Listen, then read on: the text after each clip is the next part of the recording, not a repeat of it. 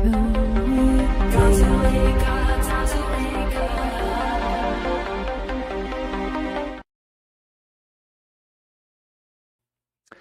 what's up everyone? Welcome to another episode of Ancient Oblivion, the Plasma Apocalypse. I'm JayDreamerZ. Nice to see you guys. Today we're going to be covering something that I believe to be above top secret. I believe that this information that I'm about to share with you is in fact the secret of the elite of the world, the secret of the Freemasons. This is something that mankind has forgotten about collectively, and only a select few, only a few people across the world really understand how detrimental this is to our history, to our future, and to our very lives. So I'm glad you guys are tuning in right now. I hope that you are at the very least entertained by what you're about to hear. And I want to give a shout out to Eden, who just purchased a 1-hour consultation with me over on my website. If you're interested in something like that, or checking out my merch or my website itself, go to JayDreamerZ.com for more information. And if you want to support me, jump over to my Patreon, patreon.com/JayDreamerZ. Thumbs up in the chat if you guys can hear me, if you don't mind. I see everybody showing up right now. Happy Sunday. All right, so today we're going to be talking about the plasma apocalypse. What I'm going to be doing is breaking down what I consider to be the Cliff's Notes, the highlights of the entire history of our hidden history, the secret history of our world. And we're going to begin with the Age of Light. Sound check is good. Wade Master, thank you so much, Wade Master. I appreciate you. And Amber Hill. All right, cool. Let's jump right in. I have a lot to cover today, and I'm going to be sharing some images with you guys as well. You might be asking yourselves, what's this? What's this Anno Lucius all about? I'll tell you right now. We're going to jump into it. So let's learn about this secret. What is the plasma apocalypse? There is an apocalyptic event that is cyclical in our world. It happens over and over again. Many things contribute to the forgetting of this event. Many things contribute to worldwide collective amnesia when it comes to this particular event. The world's religions record this, they predict it, they prophesy that people would forget about it, but they also say that some of us would remember, especially towards the end of days, or the end of, the end of time, as it's said, the end of the world. Right? It's not really the end of the world, it's a resetting of life as we know it. We're about to enter into a completely different era, something that's closer to fiction and fantasy. So it's a cyclical event that happens between two completely different ages on Earth. The modern age, which is the one you're well acquainted with, and the forgotten age, the one that we often look back onto the mysteries of the past, and we project the modern age onto the past, and therefore we make a mistake. We can't figure it out, and therefore our future is blurry. We go back and forth between these two ages, between an age of light and an age of darkness, an age of an eternal summer and an age with seasons, a red sky and a blue sky. We go to oceans, an ocean world, a flooded world, and deserts, a desert world. So red sky, blue sky, ocean world, desert world. And we go back and forth between an age of magic and an age of technology, which is where we are now. We go back and forth between a world that is full of actual, real, physical monsters, and a world where we lack those monsters for the most part, and the monster that we have is the system itself, the system that we live in. The governments of the world, so to speak. One of these is a fantasy to the other, and vice versa. So, the world that I'm going to present to you right now is considered fantasy in the world that we live in. But once we enter into that world, this era, this epic, and this age will be considered fantasy and the things of myth and fiction. So, let's talk about the cyclical evidence, right? The creation myths across the world. There is so much evidence to support a cyclical resetting of our entire civilization and the world as we know it. A reshaping and rearranging of mountains and oceans and geography and magnetic north and south. The whole world flips upside down. The Egyptians actually referred to it as the flipping of the world. So we have these creation myths. All of these creation myths across time are also destruction myths. They're also the end of a prior age, as we're going to take a look when we look at the evidence here. The age when the world was created, the Genesis account, is also the Revelation in the Bible. It's also the Apocalypse. It's also Ragnarok, and so many more things that we're about to cover right now. The Deluge. So right now we're going to cover cyclical evidence that this is actually cyclical in nature. We have many different stories across the world. Almost every single major civilization has a story about the world being flooded. The world is flooded over and over and over again. It happens that the oceans are introduced. Where did they come from? I will tell you. And then when the oceans become toxic, it necessitates that they be taken away. The oceans will be removed from our world in the cycle to come. That's right around the corner.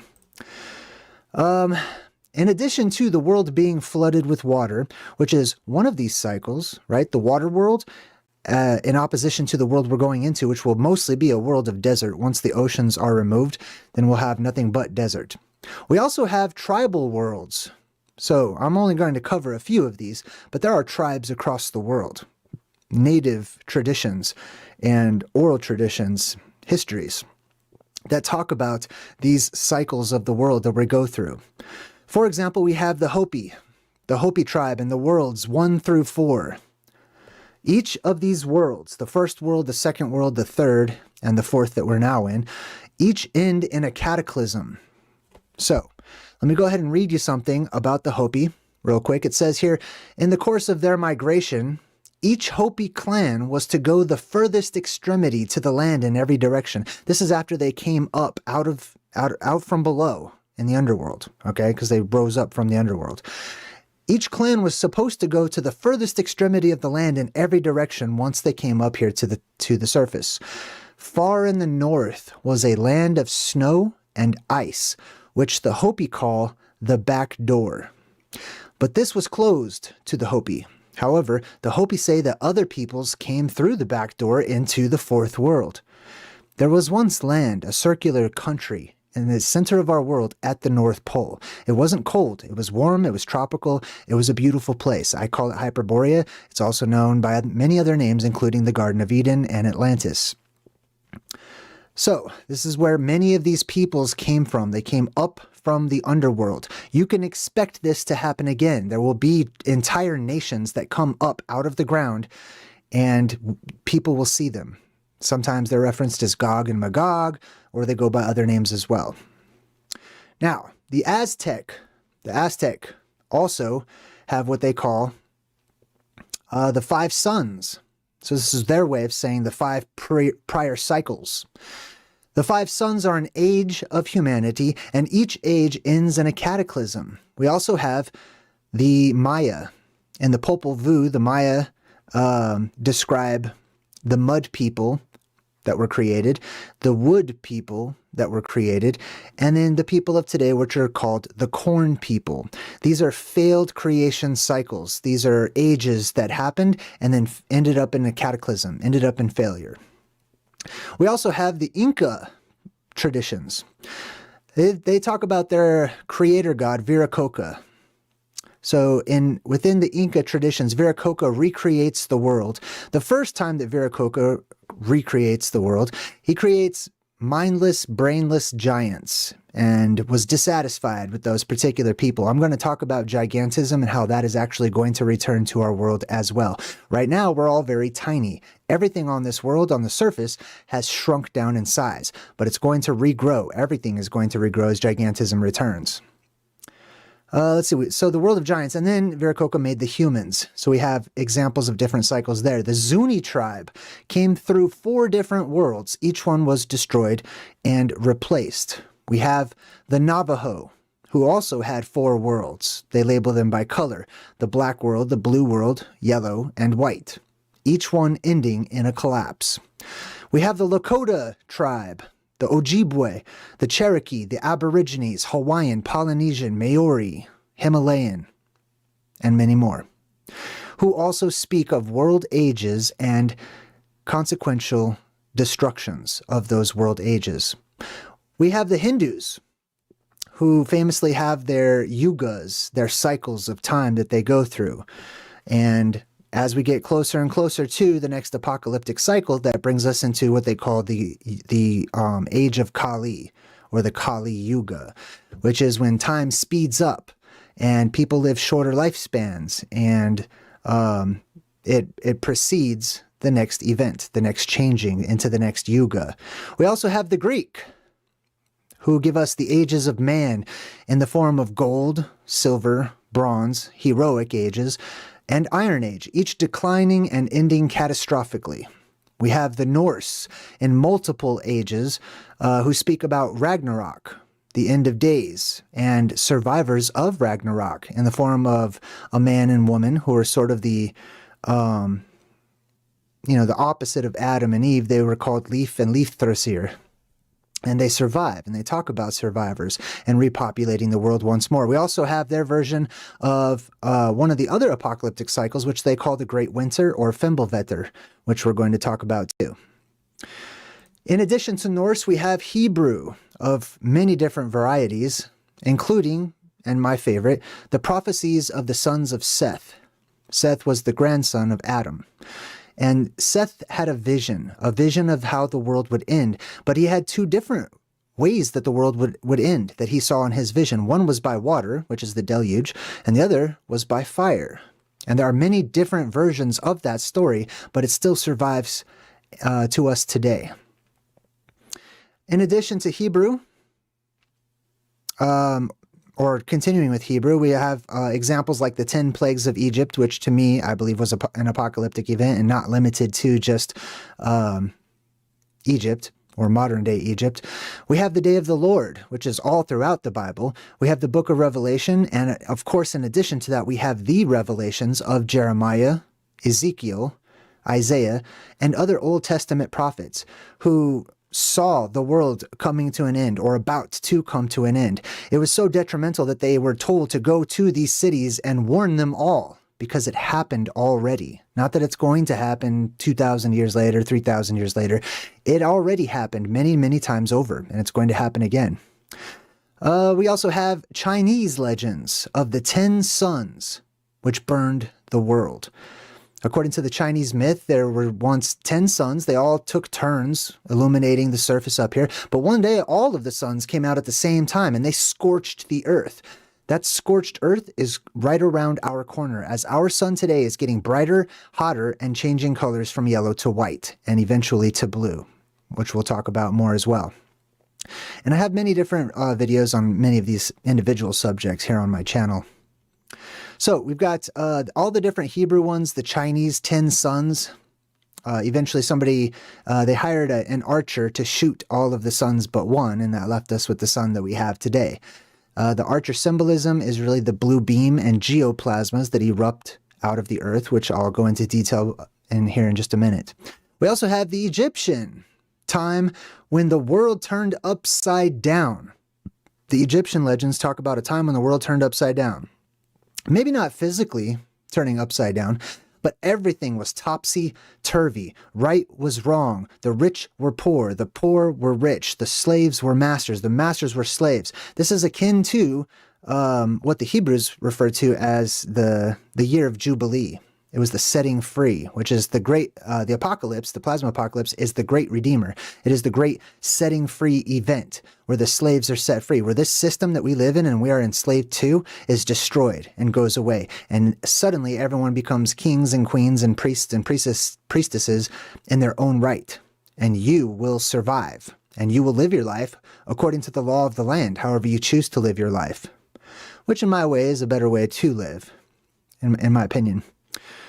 We also have the post-Dark Age world. You know, they refer to the Dark Ages and the time that immediately came after the Dark Ages. I personally believe, and I see a lot of evidence to support that the Dark Ages were actually Anno Lucis, or what the Freemasons refer to as the Age of Light, when our world was daytime, when there were geoplasmas erupting and these neon lights that were seen all across the world. the age of light equals an age of energy and restoration, and more food being produced, and gigantism and magic and monsters and things like that. The post-Dark Age world after the Dark Ages, right? So if the Dark Ages were really an age of light, or a golden age, or the millennial reign, however you would like to label it, immediately after should be Satan's little season. It should be followed by a negative time, a negative age, an age where there is ample evidence of public torture and mutilation that was completely acceptable, to the point where they invented just horrendous devices to publicly mutilate and torture people in front of men, women, children, and the like. Also plagues, the rise of plagues and sicknesses that kill millions and millions of people, constant plagues and strange events. All of these things have happened during those times. This is cyclical. It has happened before, it'll happen again. Notable is the story of Phaethon, which we talked about last time when we were talking about what's wrong with the sun. And Phaethon, who rode the sun chariot of Helios, he crashed into the earth as the sun himself. The sun scorched the earth once again. We have another scorching of the earth that happened in antiquity. If it happened before, it will happen again.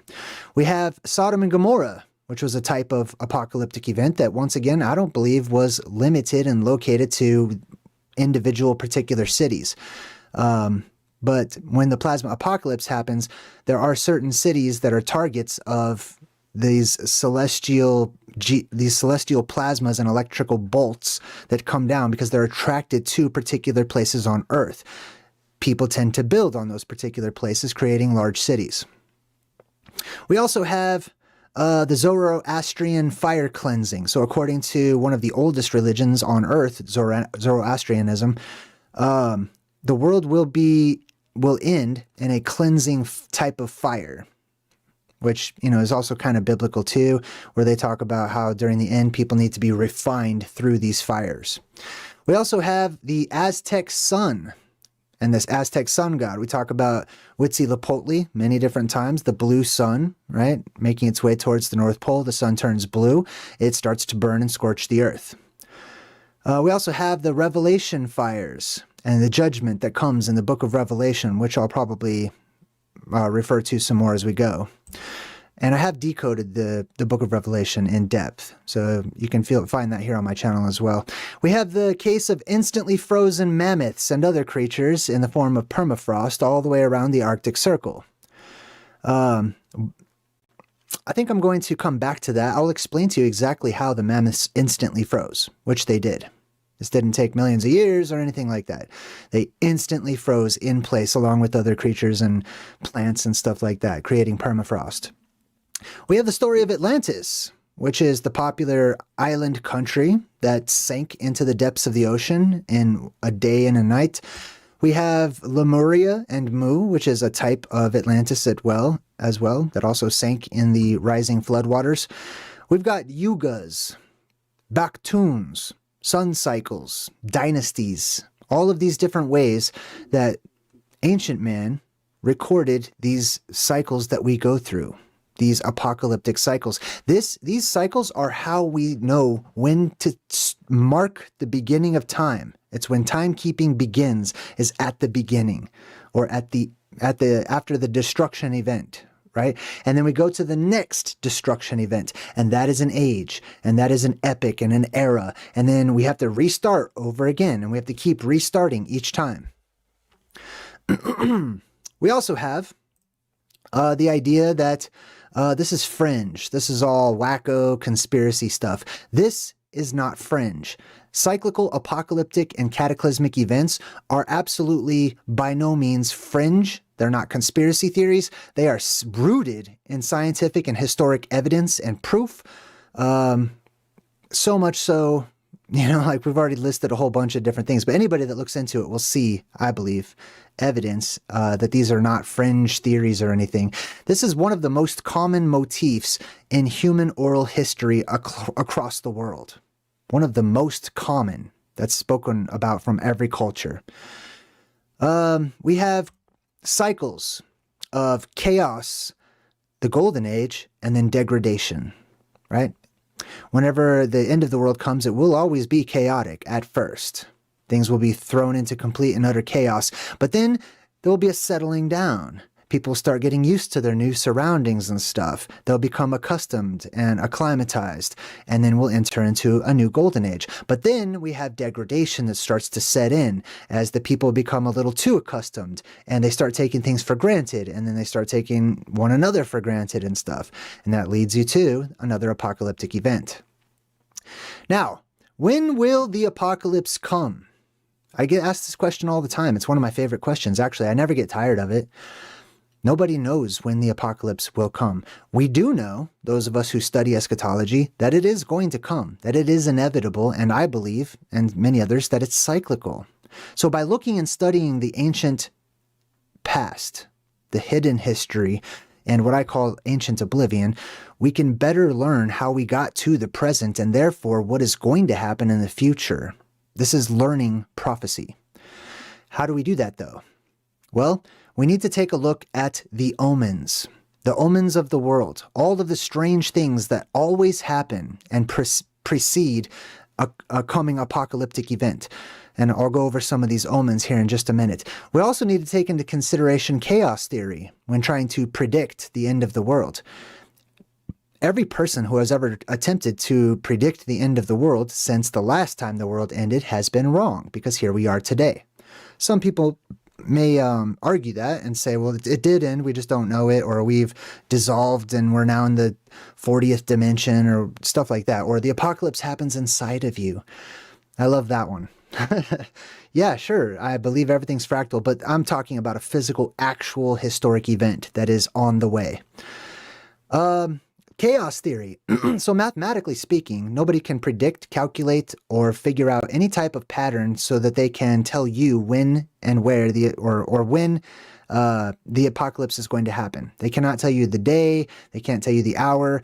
You can know when the seasons are. You can look at the omens around you and you can tell when they are. I'll explain that too. We also have the quickening of days to consider. I've done many different videos about the different religions, not just the words of Jesus, which we'll take a look at here in a minute, but the quickening of days. Time itself is speeding up right now. If you don't recognize it, that's fine. I respect that. Take that statement I just made, put it on the shelf for a while, and take what does resonate with you. Myself and thousands upon thousands of other people feel like time is speeding up, and it's much more than feeling. There is evidence, there is proof to show you that time is actually speeding up and the days are flying past. But let's take a look, or I'm going to read to you the words of Jesus from a chapter in the Bible. Jesus himself was asked by his disciples, when would the end come? So let's take a look at what he says. The destruction of the temple. This is from Matthew chapter 24 in the New Testament. The destruction of the temple and the signs of the end times. Jesus left the temple and was walking away when his disciples came up to him and they called his attention to the buildings. He said, "You see all of these buildings? I tell you, not one stone will be left upon another. Every one of these stones will be thrown down." And as Jesus was sitting on the Mount of Olives, the disciples came to him privately.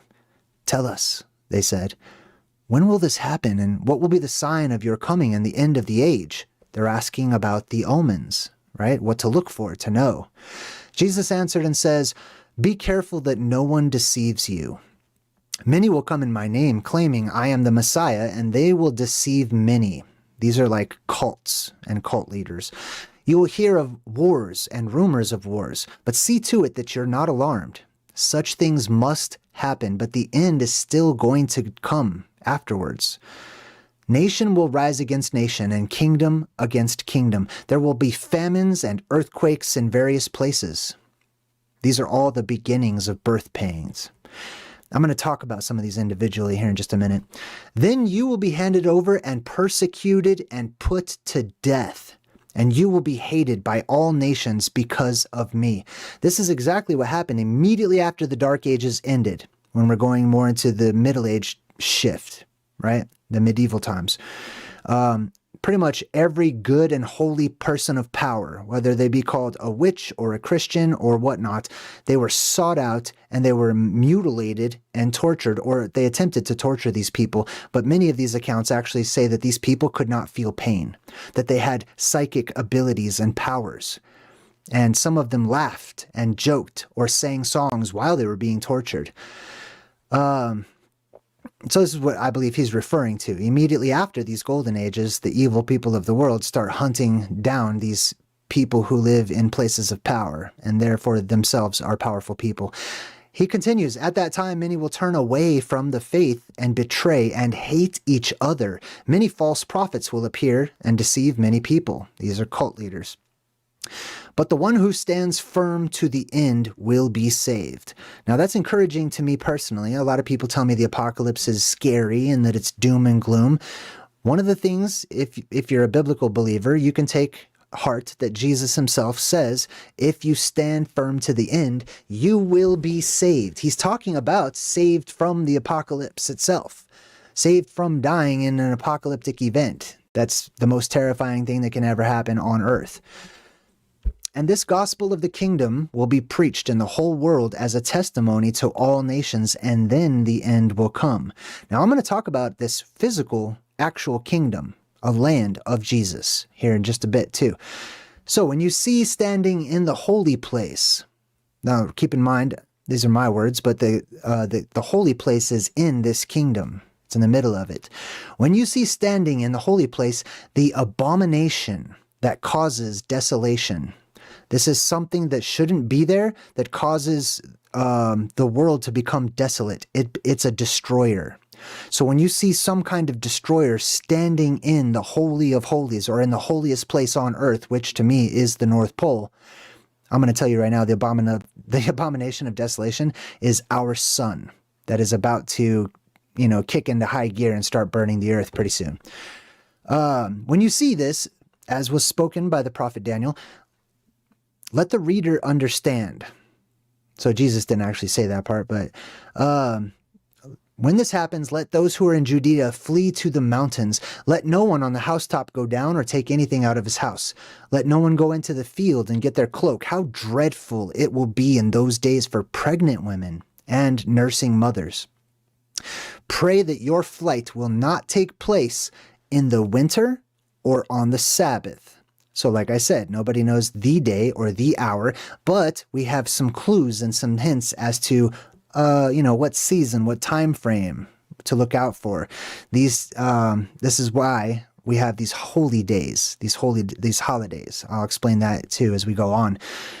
For then there will be great distress, unequaled from the beginning of our world until now, and never to be equaled again.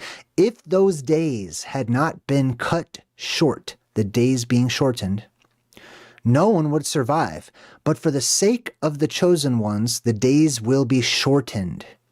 At that time, if anyone says to you, look, there's the Messiah, or there he is, don't believe it. For false messiahs and false prophets will appear and perform great signs and wonders to deceive, if possible, even the elect. I have told you this before it happens. Now, I'm going to explain much of this from my own perspective and from through the lens of the plasma apocalypse, okay? In a bit. So, if anyone tells you, there he is out in the wilderness, don't go out there. Or, here he is in the inner rooms, do not believe it. I equate the inner rooms to places under the earth, like cave systems and underground cities and stuff. For as lightning that comes from the east is visible even to the west, so will the coming of the Son of Man be. Wherever there is a carcass, the vultures will gather. Immediately after the distress of those days, these major omens that are on the way and starting to happen now, immediately after that, the sun will be darkened, the moon will not give its light, the stars will fall from the sky. This begs a re-examination of popular and mainstream academic cosmology, I'd say. And the heavenly bodies will be shaken. Then will appear the sign of the Son of Man in the sky or in heaven. So people will actually see a sign, an object, some sort of symbol in the sky itself. And that symbol represents Jesus and this new age that we're going into. And then all of the peoples of the earth will mourn when they see the Son of Man coming on the clouds of heaven. Now, here's another clue he just threw in real quick. Clouds appear everywhere. Because if this is happening worldwide and everyone sees it, the world will be full of clouds. I'll explain that in a minute. They will mourn when they see the Son of Man coming on the clouds of heaven with power and great glory. And he will send his angels with a loud trumpet call, and they will gather his elect from the four winds, from one end of the heavens to the other. Exactly how the Hopi oral tradition goes, that they were to spread out to the four farthest corners. Now, the chosen ones, the people, certain people, are going to return from the four corners of the earth, and there will be a return to Hyperborea, or to Eden, or to Atlantis, etc. The trumpets, by the way, that's geoplasmas erupting and bursting out of the earth's surface, and it's going to sound like horns and trumpets because it's going to be electrical energy, and it's massive. So electricity makes sound. It's going to sound a lot like a T-Rex, or, you know, Godzilla roaring, or trumpets, or shofars, or whatever. All right. I don't think I'm going to read everything here, but I'm going to summarize, because I want to summarize for the sake of time. Basically, he talks about considering the fig trees. He says, when the leaves come out, you know that summer is near. So now he's mentioned the winter, right? And the summer. Interesting, because those are both important when it comes to when these events can happen and are likely to. He also talks about that the day and the hour are unknown. Jesus himself said, nobody knows the day or the hour. The angels don't know. I don't know. Only the Father knows. As it was in the days of Noah, so will it be in the coming of the Son of Man. In the days before the flood, people were eating and drinking, marrying, giving in marriage, until Noah entered the ark. They knew nothing about what would happen until the flood came and took them all away. The people of today's world do not believe that there is an apocalypse, that there ever was an apocalypse. They scoff at it, they laugh at it, they joke at anybody who's preparing for any kind of doomsday. And we are the ones who are going to have the last laugh. Because, you know, they're living in ignorant, willingful bliss at the moment. Let's see what else we got. So he says to keep watch. That means to actually watch the world that you live in and watch for the signs and the omens, because you don't know on what day your Lord will come. All right, let's continue on with the presentation. And let me get back to my notes over here. All right, so we talked about omens. We talked about how nobody can know the day or the hour. We heard from Jesus himself. And now we're going to take a look at some of the actual omens. I do an entire segment. It used to be for members only, but I have since made it public to everybody. Every single episode of Omens, right here on my channel, we take a look at the things that are happening in the modern world, and we compare that to prophecies, and we compare that to cyclical events that have happened before. We're actively watching the omens of the earth here on my channel. So one of those omens is the ocean. The ocean itself. Watch out, because the ocean is changing colors. When the ocean changes colors, that's a huge omen. The ocean used to be regarded as blue. Now it's green. Soon after this, because it's filling with algae and bacteria and stuff, it's going to turn red, blood red, as is described in the book of Revelation and other religions and histories as well. Take a look at what's happening with the oceans. Take a look at what's happening with the skies. The skies are strange these days. When strange skies abound, it's a huge omen of an apocalyptic event that is knocking at our door. From weird plasmas and orbs and lights and comets, especially. Comet after... How many comets have there been in the past 5 years? Like, I can't even keep count of how many comets there were. The sun itself. The ancients watched the sun. It was important to them to keep their eyes on the sun and the moon to see what changes were happening. The government department, known as NASA here in the United States, they had an entire project where they were asking common people to report strange things that people were seeing on the moon only 60 years ago. The sun will turn blue. That's something you should keep an eye out for. It's already changing colors. It used to be yellow. it's going through a color spectrum shift. Now it's white with a little bit of blue in it. Soon it will be fully blue. When it turns fully blue, it's going to be a hot dang sun, and it's going to start scorching the earth. When the sun turns blue, it stands to reason that the moon will also turn blue.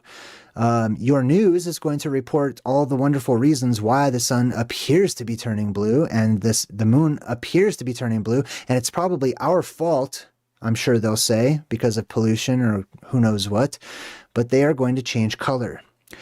Take a look at the earth itself. How is the earth changing? And how many of these weird anomalies with the earth are happening suddenly and seemingly all at one time?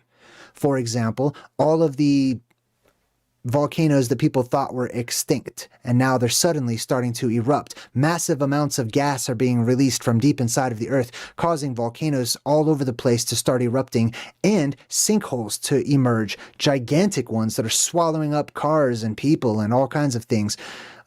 Take a look at the people. Take a look at yourself. But especially take a look around you at how the human beings of this world are starting to change, how they're starting to act. Are we degrading morally and socially? Right? Do we have any boundaries any longer? Are people corrupt in general? Are they evil and selfish in general? Are they perverse in general? If the answer is yes, then you might want to pay attention and get ready. Take a look at the lifespans. How long are people living? Now, if time is speeding up, then we're going to be having more and more birthdays in a shorter and shorter amount of time. So you're going to be tricked into thinking that people are living way past 100, more and more, but they're not. It's just that their birthdays are shorter and shorter and shorter. So people are really dying younger and younger and younger, but they're claiming an older age. Take a look at the morality of the people. As I said before, take a look at the plagues that are happening and going to happen. This last one, was preparation, in my opinion, okay? The governments of the world are preparing for what they know is actually on the way and actually going to come. It's biblical. It's religious. All the world's religions talk about how these plagues happen in association with and prior to a huge global shift, or worldwide shift, I should say. Take a look at the weather itself. How is the weather acting? Is it anomalous? Is there extreme weather patterns starting to emerge? Records being broken year after year, from extreme heat to weird tornadoes happening. Like I had a tornado here in the Colorado Rocky Mountains that's just unheard of. Weird weather, strange weather patterns, strange lights being seen in the skies. Time itself. Take a look at time itself, as we talked about time speeding up. If you would like more information on the actual evidence and proof of time speeding up, go watch one of my prior videos. I've made a few of them recently about time speeding up.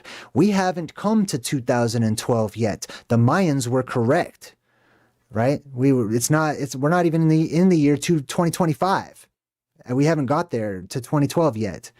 So that's something to still look forward to.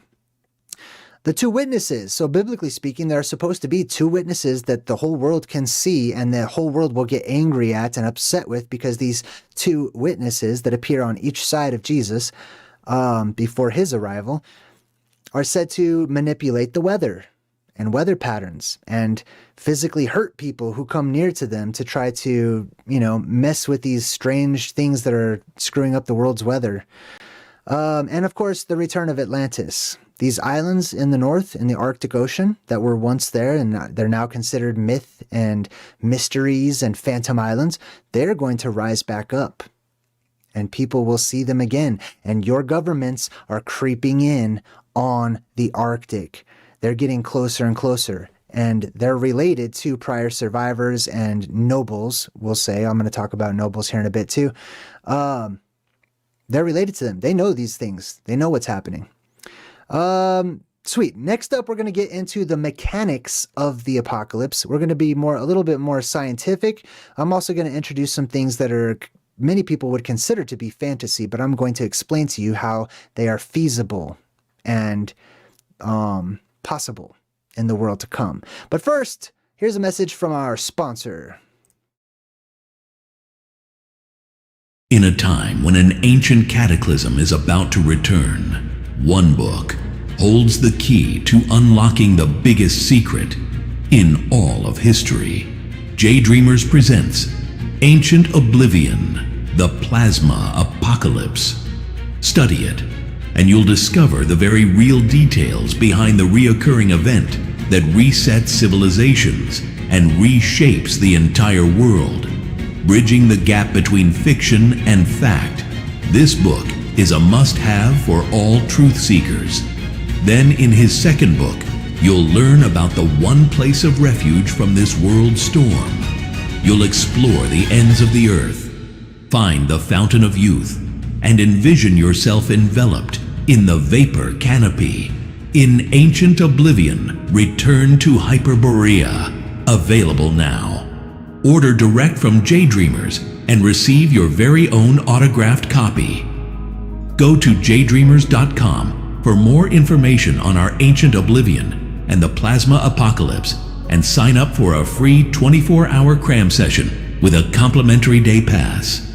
The end is near, so order now before it's too late.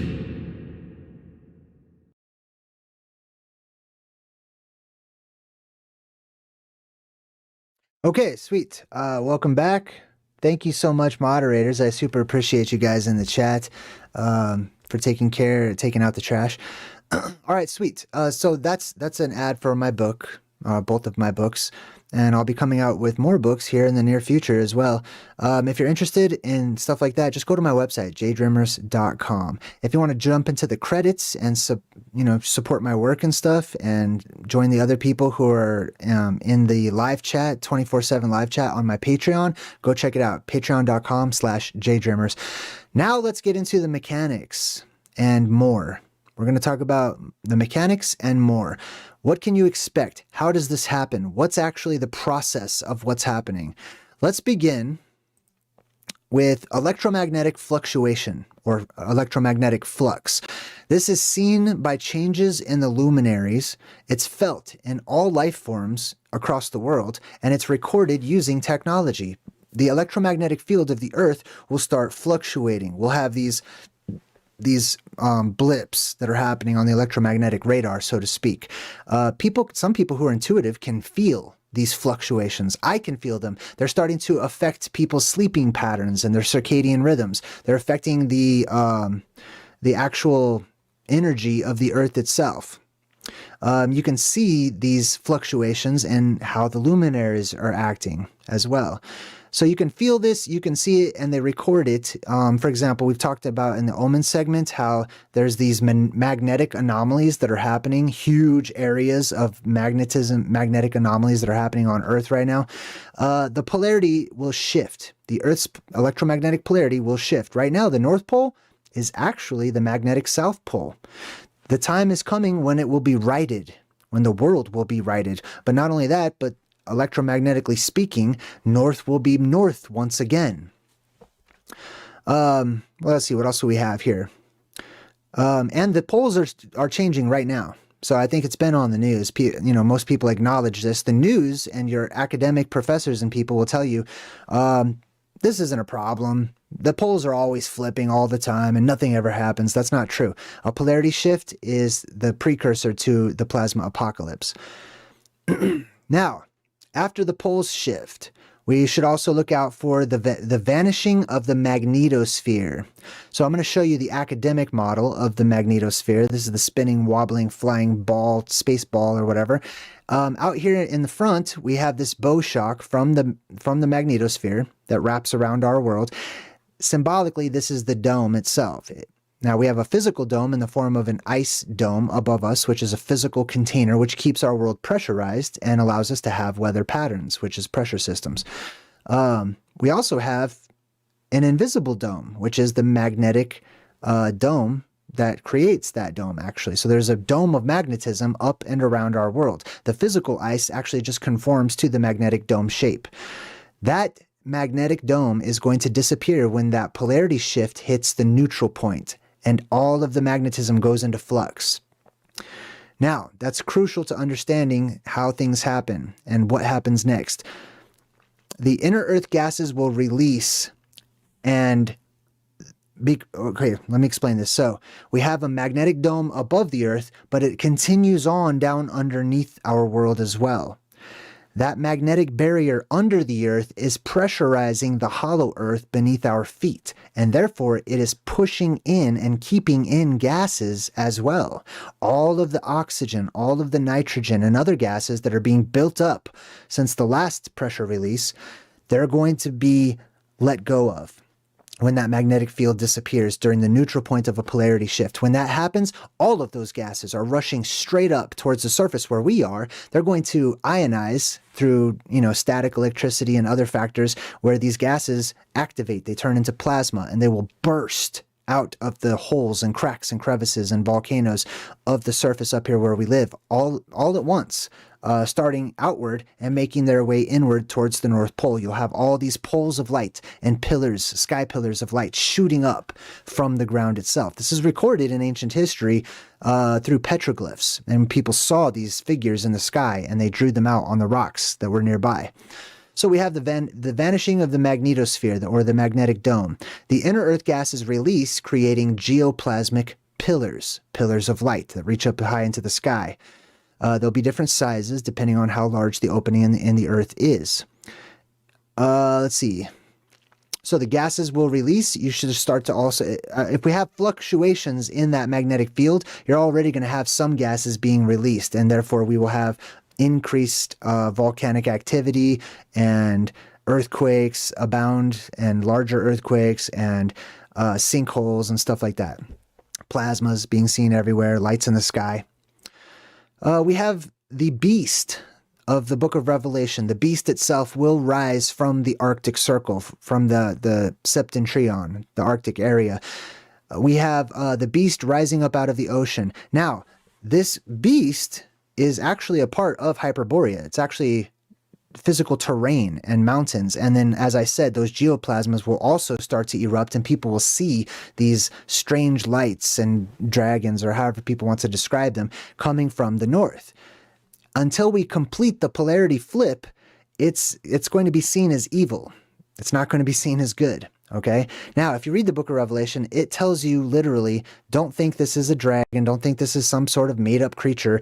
It's mountains. There are 7 heads, and each one represents a mountain that will emerge from the Arctic area, the Arctic Ocean right now. The beast will rise.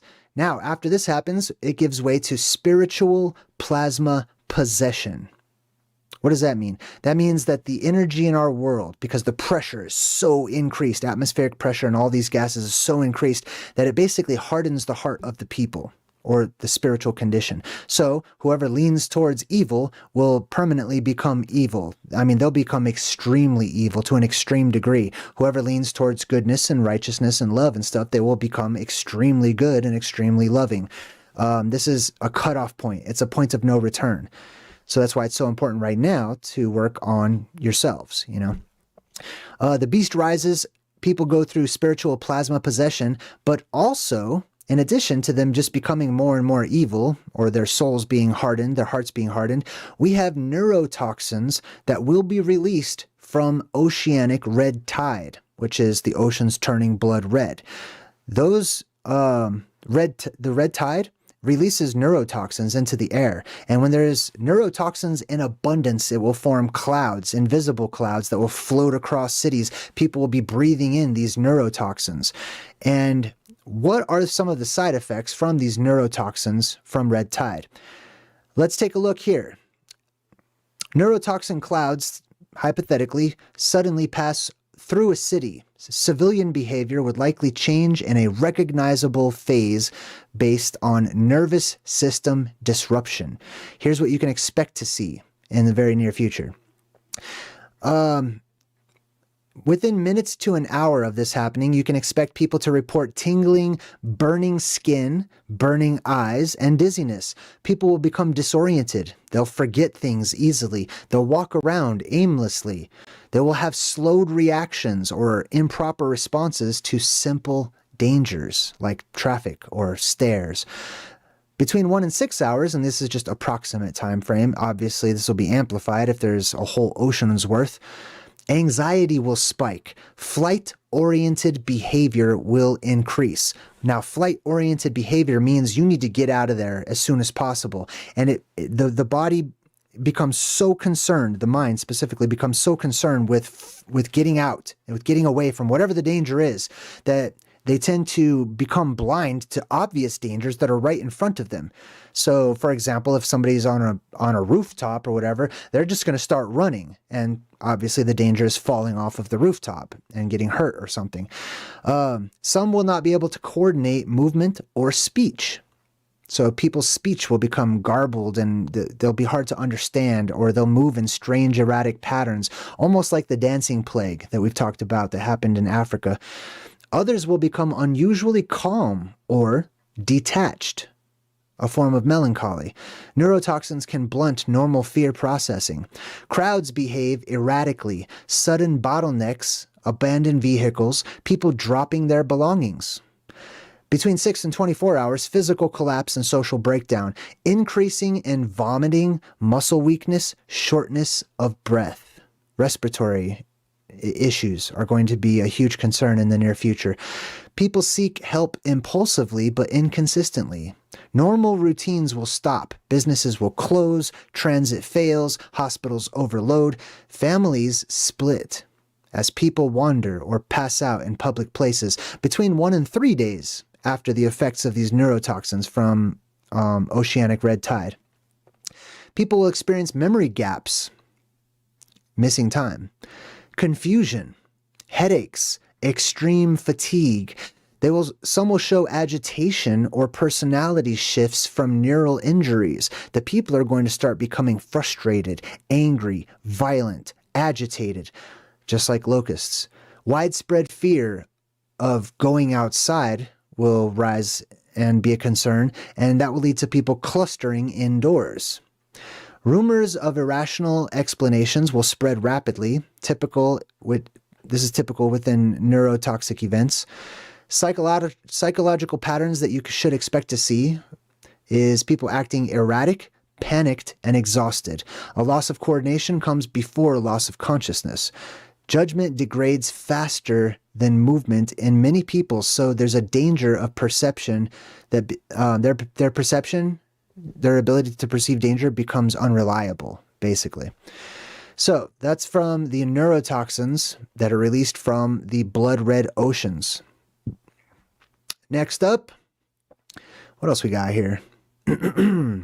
Let's see. We talked about the beast rising from this particular area. This is that circular landmass I talked about in the Arctic Ocean. We talked about the blood red tide. We talked about the dome cracking open. I believe we talked about that. All those gases rush up to the actual physical ice dome, and there is no magnetic barrier. Allison, what's up, Allison? High five. There's no magnetic barrier to keep those gases in, so they'll punch a hole in the ice firmament itself. The beast rises. We talked about plasma possession, neurotoxins being released from red tide.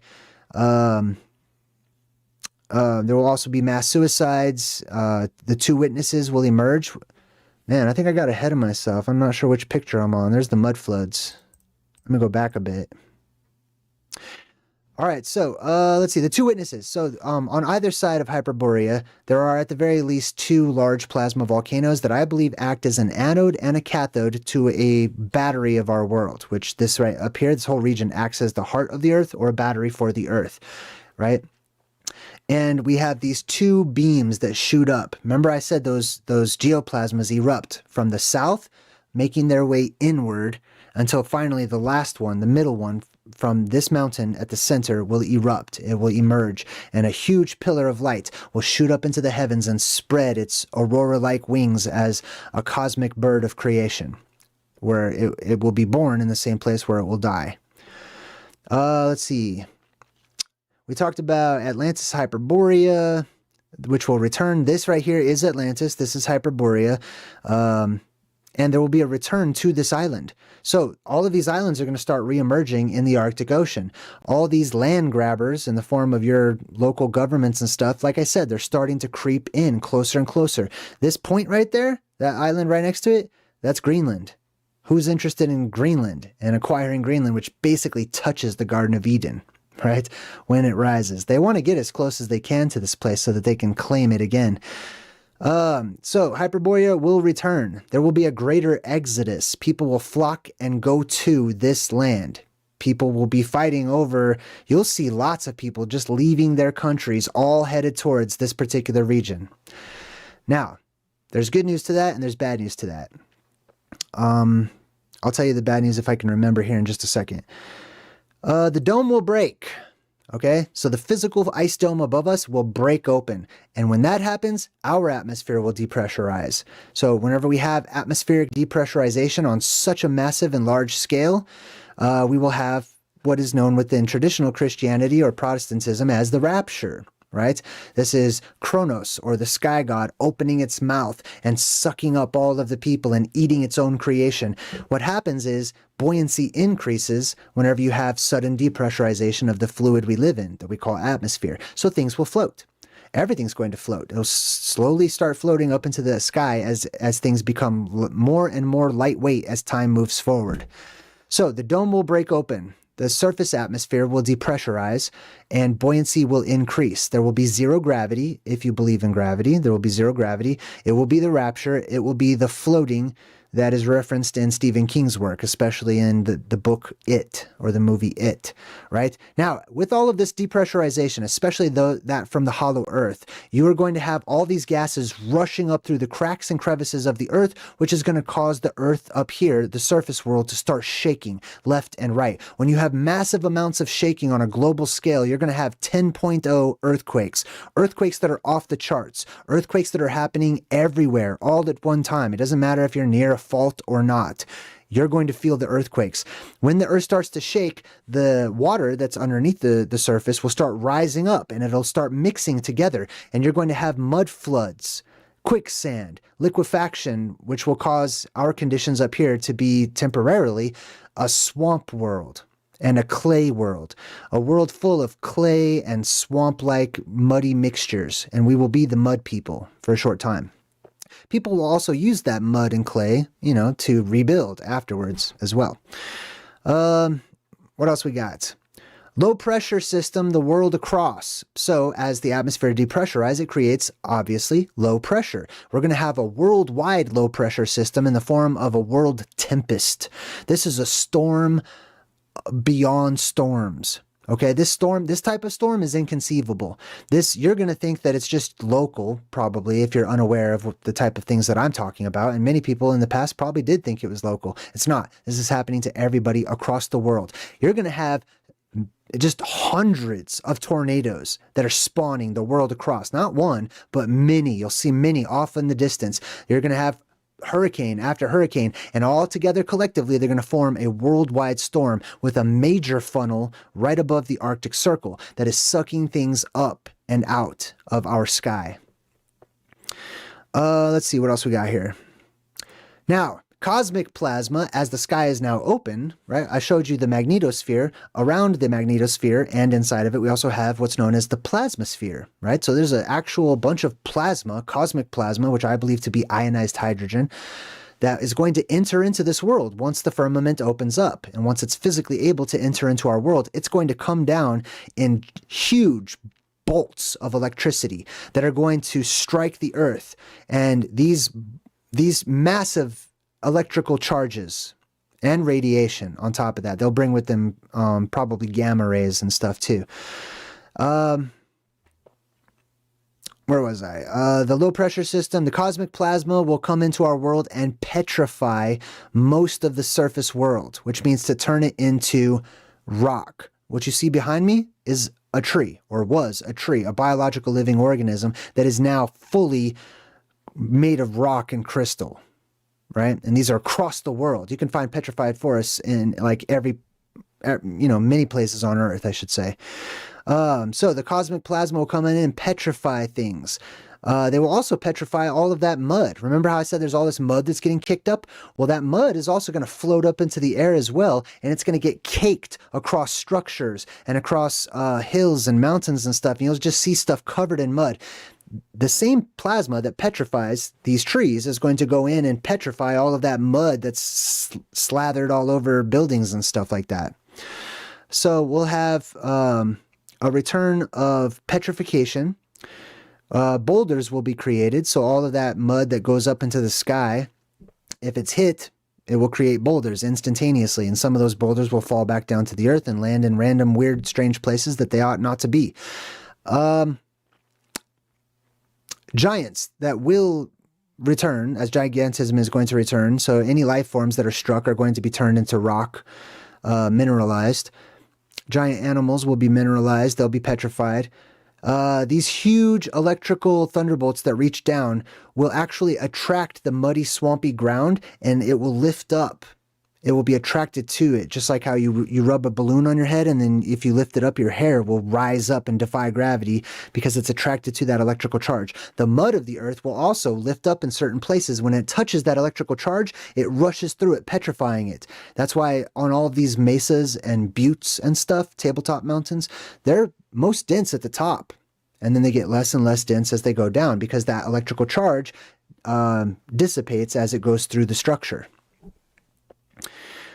This will create mountains. It will create mesas. It will create craters as electrical bolts just zap the earth and blow holes into the earth.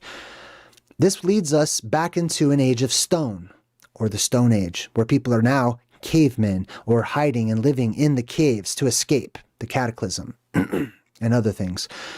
This takes us to the vapor canopy. So, as we have rapid depressurization, one natural byproduct is mist.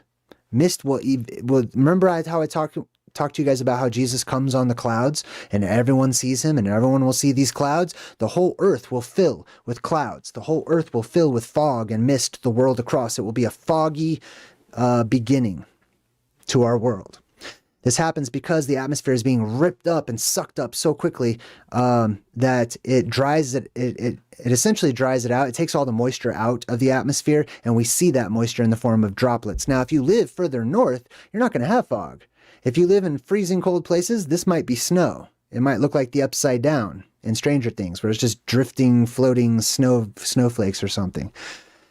Let's see, I need to mark my spot here. Oh, so vapor canopy. In addition to the vapor canopy, we'll also have other dangers like toxic rain. So, world's biggest low pressure system means rain, right? You have all these toxic chemicals and debris and stuff that are going to mix with the fog and with the moisture in the air, and it's going to rain back down poison onto the earth. It will be a poison toxic rain, and you should stay away from it and stay out of it. We will also have gas. Inner earth gases that are being released. Some of those are beneficial. However, some of them are harmful, like methane and nitrous oxide and stuff like that, right? I mean, that depends on your perspective with the nitrous oxide, but still, you'll have huge gas clouds that are invisible that will just float over places, and this is why it's important for you to get yourself a gas mask. The color that will first emerge after the world goes dark is purple, and I believe this is because those geoplasmas that erupt out of the earth, they'll be the first lights that people see. The first gases are the lightest ones that are down underneath the earth right now. The lightest one down there is argon. Whenever argon turns into plasma, it's this color. It's purple. So there will be a purple dawn and a vapor canopy to begin. What else? We got... the oceans will be removed. As I said, there will be a depressurization, which will increase buoyancy, which means anything not tied down or secured onto bedrock or in the earth, right? Hard parts of the earth is just going to float up. Water is going to be the first thing, okay? So all of the oceans, lakes and stuff, they're all going to rise and rise and rise. They're going to get sucked out, and in their place will be desert.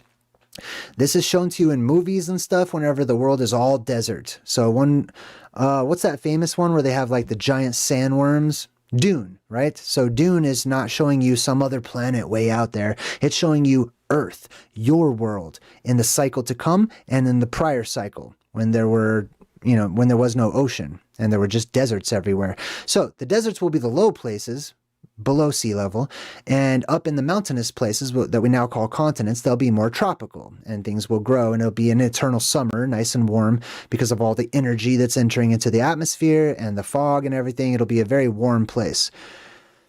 Let's see, so the oceans will be removed. There will be an instant freezing. Remember I talked about the woolly mammoths around the Arctic Circle that have just frozen instantly in place, and there's lots of evidence to support that they instantly froze, okay? They had food in their mouths. Some had little babies with them and stuff. Mammoths need to eat tons and tons of food. They don't walk around in the snow like you see in Disney movies. Okay, they don't walk around on icebergs and the frozen tundra or any such thing at all. The tundra was tropical. The tundra was lush, and then it instantly froze. Remember how I said at the center of the world, right? There's this huge tornado for all intents and purposes, or whatever, right? This is suction and everything rises. But just outside of that suction zone, there is a downdraft, just like in modern tornadoes. So you have super freezing cold air from high in the atmosphere that's just rushing all the way around, hitting the ground around the Arctic Circle. So all of those things that live around the Arctic Circle are going to end up like this guy. And you'll have frozen statues of people and plants and animals and stuff, as well as all the mud that's going to be covering people, because there's going to be mud all over the place just flying through the air and stuff too. There's going to be a lot of debris in the sky. Now, after we reach an equilibrium and the atmosphere, calms down and it stops sucking out or whatever, and the magnetic field is reinstituted, then we will have an equilibrium in our atmospheric pressure, and things will slowly just start floating right back down to the surface. This is why we could have fallen angels and fallen beings and even animals, according to Native American traditions, that fell from the sky. They didn't slam into the ground or anything. They just floated on down and landed safely. So we talked about the vapor canopy, toxic rain, gas clouds, the purple dawn, the oceans being removed, instant freezing, the atmospheric pressure reaching equilibrium, and the fall. So this is the fall, when things fall back down quite physically. We have a possible fall of the apex dome itself. So I talk about this portion of the firmament that dips inward, which is like an all-seeing eye in the sky, and I call that the apex dome. I believe that whenever these geoplasmas erupt and they shoot up into the sky as massive beams of light, they will actually illuminate, acting as flashlights to illuminate the firmament itself, and people will be able to see what is up there, which is interesting because if it's reflective, they'll actually be looking back up at themselves. They'll be looking up at the world below. Let me mark where I am here. So we have a possible fall of the apex dome, the sky falling itself, and people will see the apex dome, which is the primordial sun. It will be lit up by plasmas that are still up there around it, and people will see this red glowing eye in the sky. Now, that's also the source of the projection that we call the moon. The moon in antiquity was called Sin, or you could say Shin. Sin will fall into our world when the moon, or the apex dome, breaks off and falls down around the Arctic Circle, creating the Humpty Dumpty effect of, glaciers and icebergs and stuff like that, of fresh water that came from the sky. What else we got here? So the apex dome falls, returns, and rules. Oh, so people are going to see this apex dome. So a portion of it will break off, but the moment that magnetic field goes right back up, that all those gases up there will refreeze, and there will be a brand new apex dome, and all of those damaged portions of the firmament will fix themselves instantaneously, and they'll refreeze into ice immediately. So people will see once again what we now refer to as the age of Kronos, or the age of Saturn. They will see this pole star, this gigantic circular object at the north that does not move across the sky. It just stays put. That's because it's a part of the firmament. So people will see the light pillars and the leftover plasma, the geoplasmas that erupt into the sky as well.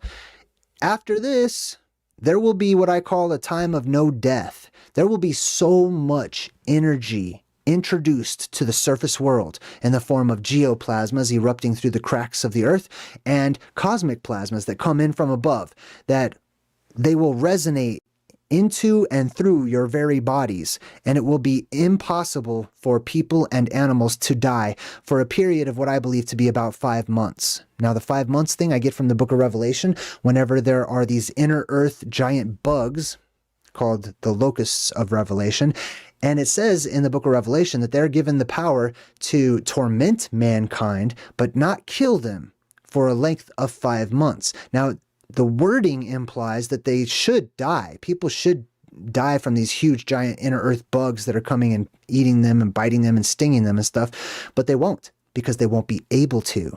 They're not going to be able to die because there's so much energy and your cellular regeneration is off the charts and your spirit is there. This also happened during the Dark Ages, or immediately after the Dark Ages, when they tried to go around killing these powerful people that came up out of cave systems and stuff. That's why they didn't mind being tortured. That's why they were laughing and singing during their own torture. There were some reports of people's heads being cut off as they figured that's the only way to kill them was to decapitate them. And the reports of some of these people say they picked up their very own heads in their arm and went home. I kid you not, the time of no death. So imagine all the people that are going to hope and try to die because, the world's chaotic, jumping off of something or whatever the ways they tried to die, and then they're just mangled. Like, you ever see that movie Death Becomes Her from the 80s? I don't know if you have, but it's a good example of what could happen to people that don't respect their bodies in the time of no death. There's also a danger of those bugs. There's going to be gigantic bugs and stuff I told you about, right? Some bugs will not just bite you or try to eat you or try to kill you, but they will try to lay their larvae in you, stinging you to open you up so they can plant their babies in you.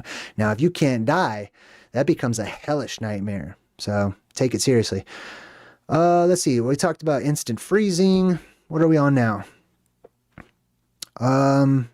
The time of no death. Oh, the introduction. Speaking of the Revelation locusts, there will be an introduction of creatures I call phantazoids. This isn't just simply gigantism, but this is inner earth creatures and outer world creatures in the form of insectoids, animals, and otherwise that come into our mesocosm in our normal reality. They're usually much bigger and gigantic, and they don't belong here. So they come into our world and they're in survival mode too. They're trying to look for food and shelter and all kinds of things. So these are literal, actual physical monsters that I call phantazoids that are from other places, and they're not native to the surface world where we live. We will see the arrival of these inner and extraterrestrials. Now, some phantazoids are humanoids, okay? So you'll have giant humanoids that come up as well and come down as well as animals and insectoids and stuff like that. In addition to the rise of all of these other things, you'll have the dead, literally, physically, actually rising. Because if this is the time of no death, because cellular regeneration is at an all-time high in people's bodies, living people's bodies, even the dead will start regenerating. Their cellular structure will start to regenerate, and the dead will come to life.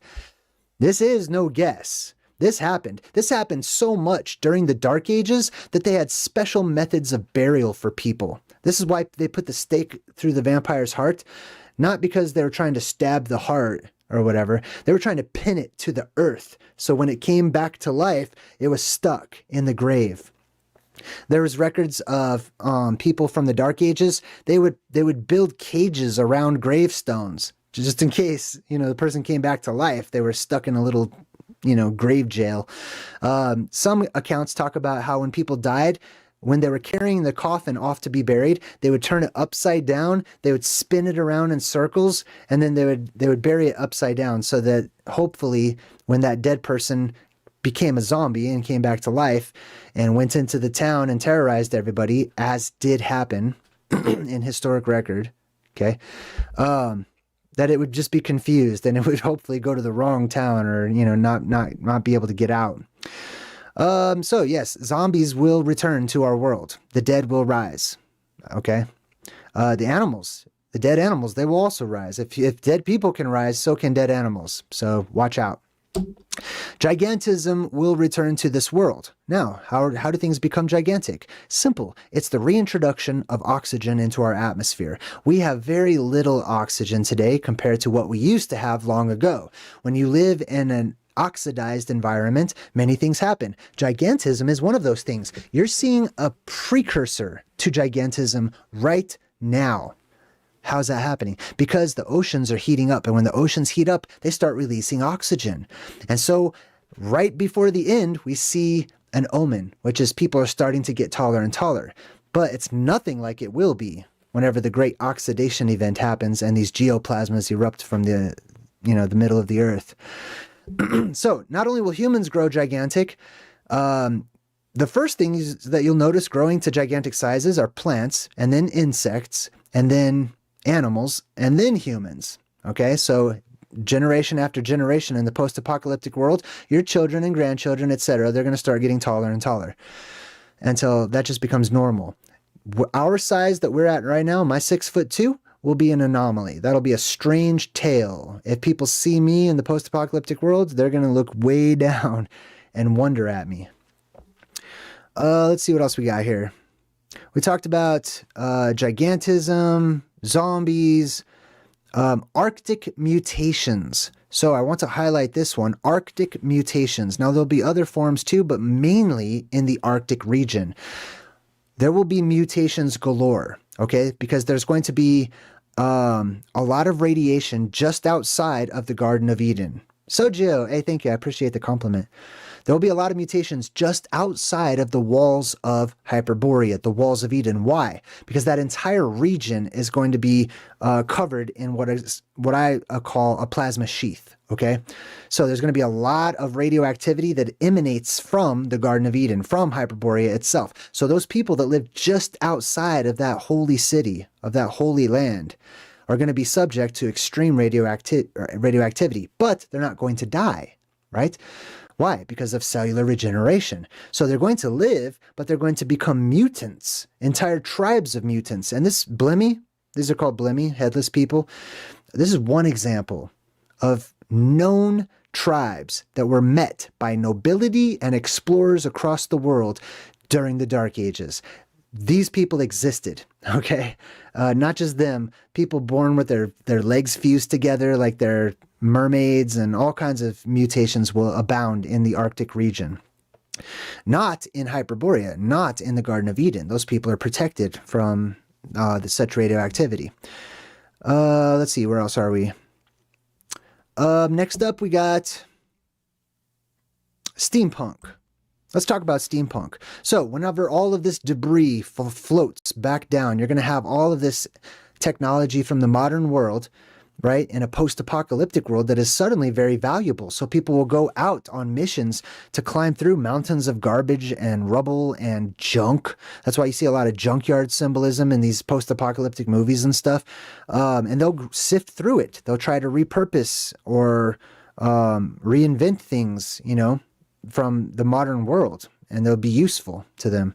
So they'll start, you know, using some modern technology and stuff as decorations if they can't figure it out, or reverse engineer it or whatever. And that leads to the whole steampunk age, right? It looks post-apocalyptic. It looks Victorian. It looks Gothic, purposefully, because this is a mixing of all these different times together. Let's see. Let me check my notes again here. We have the steampunk era. Oh, there will be no propulsion during the steampunk era. So there will be no airplanes. Even if people find an airplane, they're not going to be able to use it. There will be no propulsion. There will be no propellers, because there is the atmosphere is less dense, because it just depressurized. When you have less density in the atmosphere, it's harder to push against the atmosphere to make yourself go. So instead of propulsion, people will rely upon airships and balloons until the pressure builds up to an adequate amount over time. And then they'll be able to, you know, reinvent propulsion once again. Let's see. Rise of the machines. Let's talk about this. So all of those machines that fall back down or survive down here in our world, they're going to turn on all by themselves. This is the time of no death. This is whenever you have so much energy going through humanity and animals and stuff that they can't die. In addition, that same energy is going to just turn on all of your electrical devices.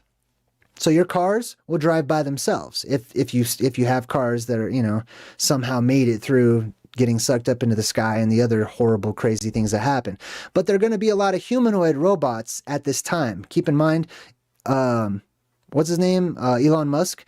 He wants to get one humanoid robot right here for everyone on Earth. That's like 8 billion humanoid robots. Also keep in mind that the fertility rates are dropping and have dropped across the world in most nations to a level that the nations can't sustain their populations. So by the time we have 8 billion humanoid robots, how many humans, actual humans, are we going to have, right? These will turn on and they'll have a life of their own. Next up, the first cities. So post-apocalyptic world. All of this is detailed in both of my books, by the way. Okay. The first cities. So people at first, they will hide underground, obviously, in caves and underground cities and stuff. They're going to stay underground until things kind of settle down. They'll send out scouts to go check it out and come back and report and stuff. Once they start feeling okay with going back up to the surface, then they'll set up shop with the first cities. People will settle underground around geoplasmic poles. So those same pillars of light that erupt out of the ground, people will realize that those are actually beneficial. Those are cold plasmas. They're not going to burn. They're not going to hurt.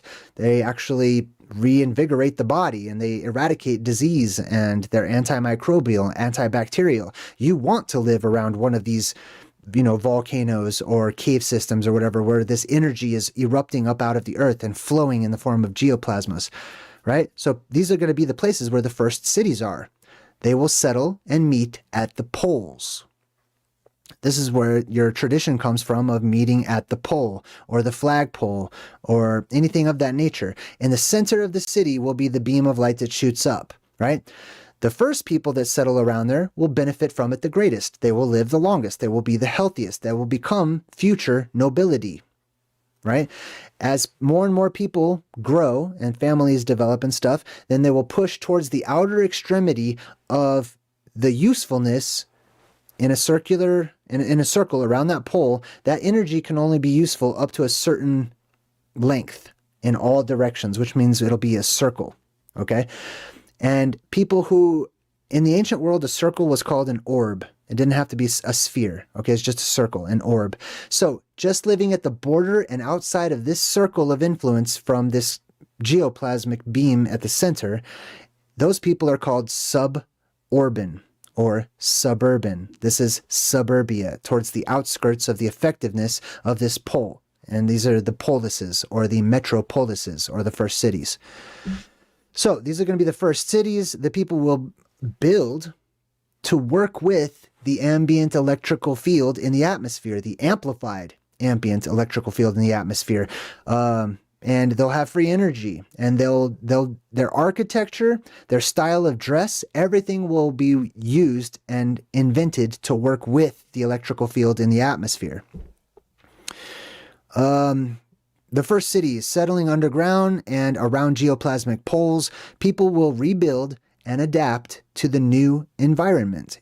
You'll see this adaptation in the form of leftover architecture, right? Like we have these star forts, star cities and stuff like that. Castles themselves, moats help to explain, why people had moats and stuff.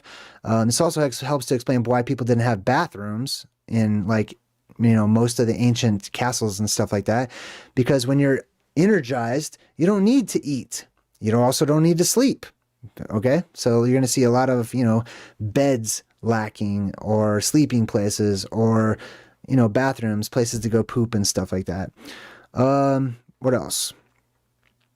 Oh, cathedrals. So people will actually build houses on top of these openings in the earth, and they will trap that energy to try to keep it, for themselves so they don't escape. And people from the town will come in on occasion and come into these huge cathode buildings to benefit. And there will be actual buildings where you go to see the light and you go to heal. And they will put pipe organs on the walls, and they'll play music to fine tune and actually tune these healing energies. And they'll put little tiny windows in these stained glass windows just to vent, just to let out some of the pressure and stuff. But this is why they build these cathedrals and stuff on top of already pre-existing cave systems, which they will put their dead into, and they call them catacombs, in the hopes that the dead will come back to life through these healing geoplasmas that they know for a fact bring the dead to life, right? So you've got architecture that changes to match the environment in the form of cathedrals and Gothic styles, spires, domes, things like that. Also the style of dress. Why do you think people wore full metal armor? It wasn't to go to war with all the other billions and billions of people. There's hardly anybody there, right? They were wearing Faraday cages. Those ancient early knights that wore full body armor with little slits and cheese grater faces and stuff that you can't see out of, that wasn't to battle. That wasn't to fight. That was to protect them from electricity as they ventured off into unexplored places, representing the kings and the queens and the people who live at the middle. They would send out emissaries to go search the land and hopefully to find, precious metals and stuff like that. So yeah, the electrical field in the atmosphere will change the physical world and how we adapt to it physically. So here's an example, of the spires and stuff like that and how people worked with the electrical field in the atmosphere. Let's talk about phantazoids and the people who will hunt the phantazoid. Phantazoid hunters, monster hunters, and the heroic times. There will be people. So for example, survivors from this age, if you survive into the next age where there's less pressure in the atmosphere and therefore things are less dense, that means you're going to be way stronger than everyone born into that world. You're going to have super strength. Many people will appear to have super mental abilities and stuff too, as telepathy increases and stuff like that. But people will dress up in actual armor and they'll go out, they'll fight these otherworldly phantazoids, monsters, giant bugs, giant crabs, giant spiders, stuff like that. When they win, they're going to cut them up. They're going to take prizes for themselves. They're going to, take trophies to go brag when they take them back to the city. They're going to sell their blood and their body parts to people to be used for all kinds of things like medicines and poisons and stuff like that. They're going to affix their horns to their actual gear so that they can sort of brag that they're the phantazoid hunters, right? So some people will be super strength, super strong. They're going to go out, they're going to learn how to fight these creatures because they're going to have to, right? The people born into this world are not going to have super dense, strong muscular structure or skin or any of that like you do, or bone structure, right? They'll be less dense in a world that's less dense. You won't be, survivors won't be. So you'll be the best fit. People will beg you, they'll pay you to go out and protect their local villages. And then word will spread to nobility, to the castles, to the rich hillsides, and the kings and the queens will call for you. And they'll dress you and they'll pay you, and they'll give you a nice place to live, and they'll give you property and land, which is not really theirs to give, but you know what I mean? This is how things start. And you'll become one of the trusted inner circle special elite forces for the nobility. Over time, once all of the phantazoids are hunted to extinction or they start dying off naturally, there'll be less of a need for people like this. And so they'll create games and sports where they don't want to just fire them. They don't want to just get rid of them. The people fell in love with them. And so the people are distracted from being controlled by the nobilities and the nobles because of these mascots that represent nobility. And they'll have games, and they'll give them bread, and they'll have circuses, and they'll have arenas and stuff. Well, they'll start fighting one another. You know what I mean? So anyways, let's continue on. Next up, in addition to the people who set up these first cities, the people that live closest to these beams, the people that live inside of the earth in what I call places of power, where those geoplasmas flow through, we will have the rise of nobility. And just so you know, the word nobility comes from the root word G-N-O, as in Gnostic, right? As in knowledge.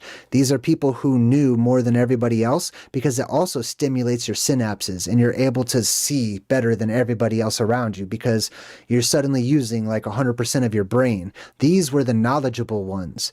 These were the wise men of old. They were the nobles, which comes from the Latin word nobilis, which is spelled G-N-O, bilis, G-N-O. Gnobles, as in Gnostic, as in knowledgeable, right? These will be the Ganon, or the Ganon, or those from the Gan, which means garden. These poles are going to be seen as the fountains of youth, the world across. There will be a major one at the center, at the North Pole, but there'll be little fountains of youth all over the place. So the people who live there naturally will become wise men, wizards, the Ganon, the Magi, the magic people, the magicians, the enlightened ones, the Illuminati is probably the most popular epithet for these particular people. This will lead to an age of exploration. As I said before, they send out their knights and their fantasoid hunters and stuff, but pretty soon they're just going to commission all kinds of people and a whole navy to go out and start exploring places. Why? Because they want to find home. They want to return to Hyperborea. That's the best place on Earth to live. Right? So they're starting to spread their fingers. They're starting to increase their land. And as the explorers go out, they're going to ask the natives, which are just surface survivors, about legends of lost lands and cities of gold and fountains of youth and the Garden of Eden and stuff. And they're going to take notes and they're going to report back home to the nobles who come from there anyway. This leads to an age of exploration each and every cycle. They will map the world not just from exploring the world, but by looking up at the dome itself, which is reflective ice. And as these flashlights of the earth, which are geoplasmas, these pillars of light shoot up and aim at the firmament, it will reflect back the land below. And people will be able to look up and, go to different parts of the world and map out different parts of the world by looking at the very sky itself. The yellow sun will reappear and the fog will go away. The yellow sun, or I should say the golden sun, not the yellow sun we remember, that's more of a whitish yellow, but I mean like a golden sun, okay, will give rise. And everything will be more golden color. There'll still be some fog and stuff, so it'll be very golden all over the place. It's an actual golden age, and I think this is why it's called the golden age, because everything was very gold and glowing. If you look at artwork done during the medieval times or the dark ages, you'll see in the background gold instead of atmosphere or a blue sky or whatever. Usually it's gold.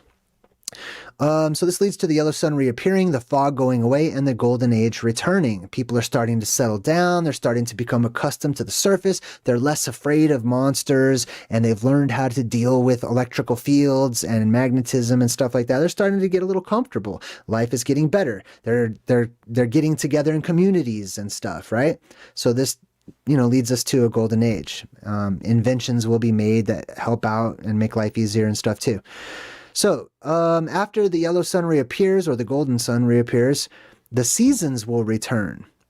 So at first we're going to live in an eternal summer. It's just going to be tropical for a very long time. But once the sun comes back out and all that fog starts to go away and all of those geoplasmas run their course and the inner earth gases just are done, then those beams of light will start retracting and they'll start disappearing one by one, starting from the south, just as they began, all the way to the center once more. As that happens, the world will start going through seasons once again. We'll start having, at first we'll just have 2 seasons, but then that will evolve into the 4 that we now have. The seasons will return. Holidays will be reinstituted as precautionary measures and preparational activities. Holidays are not consumerism. Holidays are sad today because we have forgotten their purpose. They are to prepare for the apocalypse. That's it. Okay? Every single one of your holidays has something to do with an apocalyptic event. That's why you gather together at certain times of the year when the apocalypse is likely to happen, right? If this is the year, we need to gather together around these times, which are usually around the solstices. That's why people light candles and Yule logs and burn fires and stuff that are intended to last for days on end, because they knew the lights would go out. That's why they feast around these times too. Let's see what else I got. So the seasons will return. Oh, the sun will turn red. So this is not our age. This is the age to come. I'm sharing with you what you can expect if you survive into the next age, the age of magic, right? That apocalyptic ending does not end with the sun turning blue as ours is. Their sun will turn red. It will expand. It will get bigger and bigger. It's just a point of focus in the sky. Don't be afraid. It's not some big fireball sun 3 million miles away or whatever, or 300 million miles away. It's a light in the sky, and that light expands, and therefore the redistribution of that light expands, and therefore the light is more diffuse, which means it's colder. So when you see this giant red sun in the sky, it will start getting colder and colder in that time, which leads up to their apocalyptic cycle, which is going to be very cold, and the opposite of ours, which is going to be very hot. So the red sun will reappear. there will also be a red moon. So this is the blood red moon that appears. The blue moon appears with our blue sun. So when our sun turns blue, you're going to see the moon turn blue. And that's why we say once in a blue moon, because that rarely happens. Once every other apocalyptic cycle for a very short time. And that's where the expression once in a blue moon comes from. The moon will turn red. Those people will go through what they call the Great Winter. So if you see the Game of Thrones and they're like, winter is coming, that's what it's in reference to.